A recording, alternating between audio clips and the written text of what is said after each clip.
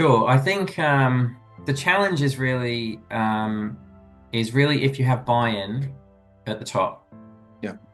Organizations that so the Mulberry Bush and at Lighthouse, it needed the leaders to say this is how our organization is going to roll, and to maintain it. I think probably the strongest. This was done probably strongly at the Mulberry Bush, where they had detailed policies written up that described how they would do things, even to the point of at the Mulberry Bush they were able to use, certainly in my day, but I was there, physical restraint of children if need be. Um, and they had detailed policies that described how and when they would, use this and why. And it the policy read beautifully, like it was a very well thought out, and it was if it was like someone speaking to you, giving Mm. you guidance and training. That's how the policy was written. So you can tell it'd been formed after, a long time, and been refined. And another practice that they had was that the senior leadership team had a reflective space, a clinical supervision space that was held regularly. I think it was monthly. Um, and that was held right through. Even the administration team had a reflective space, and they were doing no clinical work, no therapeutic work. They had interaction with the children because the children would walk through reception. So they were, even the way they interacted had Mm. importance, which is why they were part of the supervision process. So that structure was right the way through the system. The policies are right the way through the system, and I think that was the key thing in maintaining a therapeutic environment. The alignment has got to be through Mm. the whole system from top to bottom.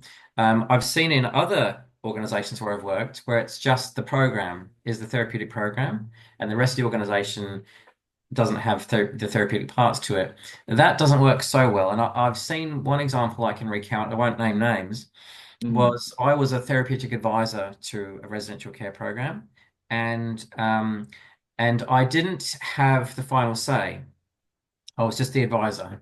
And I gave some advice on a situation that was of a young person, and there'd been a number of like them leaving the home, and it was getting more a bit more dangerous, and Mm. different things are being tried. I made some recommendations that they should do this and not that, and blah blah blah. Someone two levels more senior than even the person I was working with vetoed that suggestion and went with their direction on things, having not really much contact with the day to day. And what I said would happen if they did that ended up happening.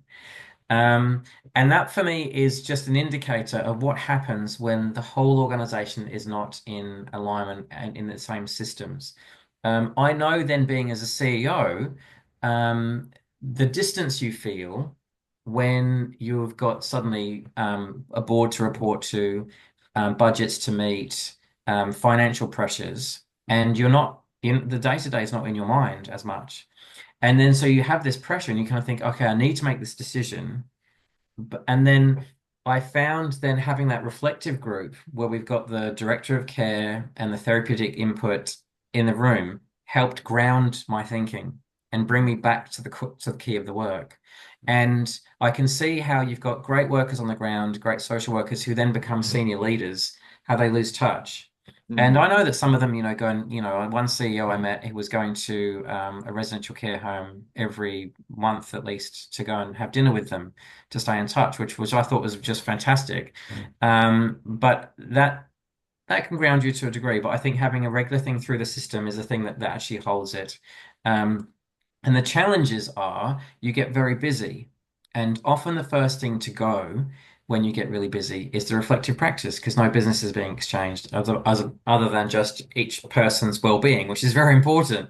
Um, so it's the first thing to go. Now, what we had at Lighthouse is one, I instituted the leadership team having a regular space. It was recommended to me by my director of care, and I completely related to it, having been in her position not long before. So I agreed, and I maintained it the whole time I was there.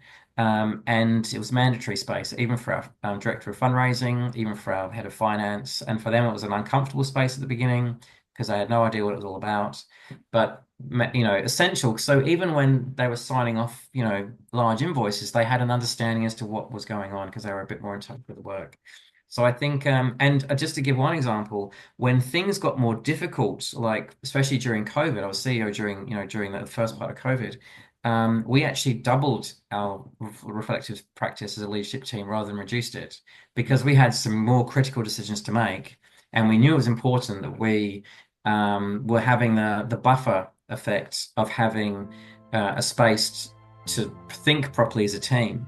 The way I describe it to people is like this.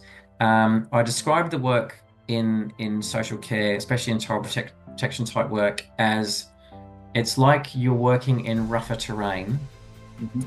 and you wouldn't take a normal road vehicle in an off-road environment. And effectively, the kind of work is off-road environment. You would have a vehicle that's got a four-wheel drive with higher suspension. And I find what happens is if you don't have things in place like reflective practice through the whole system, ongoing training, not once in a year training, ongoing training, as mandatory things that for your team, then you're basically stripping off the increased suspension, you're stripping off all those features, and you're sending a road car into an off-road environment. And what happens? It gets bashed up, basically. And people leave and they get burnt out, and they don't tell you that's the reason they're leaving, they give another reason, but that's often the case.